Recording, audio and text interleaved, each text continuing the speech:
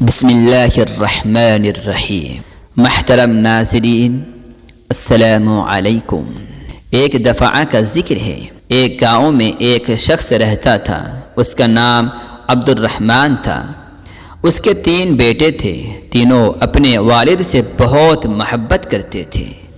عبد الرحمن بھی اپنے بیٹوں سے بہت محبت کرتا تھا۔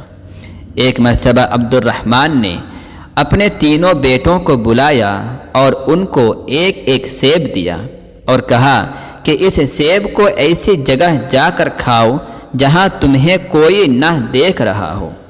جو ایسا کرنے میں کامیاب ہو گیا میں اسے انعام دوں گا۔ تینوں بیٹے والد کو اللہ حافظ کہہ کر اور ان سے دعائیں لے کر گھر سے نکلے۔ دوسرے دن عبد الرحمن نے پھر بیٹوں کو بلایا اور باری باری سب سے پوچھا۔ سب سے پہلے بڑے بیٹے عبداللہ سے پوچھا، کیا تم اس کو ایسی جگہ کھانے میں کامیاب ہو گئے جہاں تمہیں کوئی نہ دیکھ رہا ہو؟ عبداللہ نے جواب دیا، الحمدللہ ابا جان، میں نے وہ سیب ایک درخت کے پیچھے جا کر کھایا، وہاں مجھے کوئی نہیں دیکھ رہا تھا۔ پھر عبد الرحمن نے اپنے دوسرے بیٹے سے پوچھا، یوسف تم بتاؤ تم نے کیا کیا؟ یوسف نے کہا، ابا جان، میں نے وہ سیب کمرے میں بند ہو کر اندھیرا کر کے کھایا اور مجھے یقین ہے کہ وہاں مجھے کسی نے نہیں دیکھا۔ عبد الرحمن نے تیسرے بیٹے سے پوچھا، سلیم تم نے کیا کیا؟ سلیم نے کہا، ابا جان، میں نے کتاب اسماء حسنہ میں پڑھا ہے کہ اللہ کا ایک نام ہے البصیر، یعنی ہر ایک کو ہر حال میں دیکھنے والا۔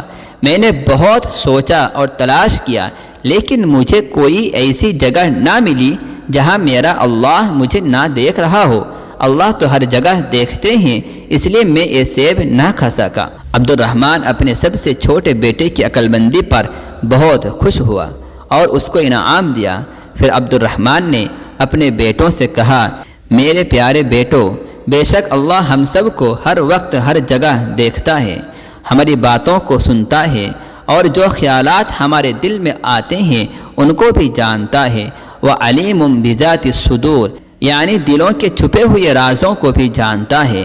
اللہ کی نافرمانی سے ہر وقت بچو اور اللہ کے سارے احکامات پر عمل کرو، جس پر اللہ تم سے راضی ہو جائے گا اور تمہیں دنیا میں راحت، سکون، اطمینان عطا کرے گا اور مرنے کے بعد ہمیشہ ہمیشہ کے لیے جنت میں داخل کرے گا، جہاں انسان جو چاہے گا وہ ہو جائے گا۔ انسان کے دل میں جو چاہت ہوگی وہ پوری ہو جائے گی۔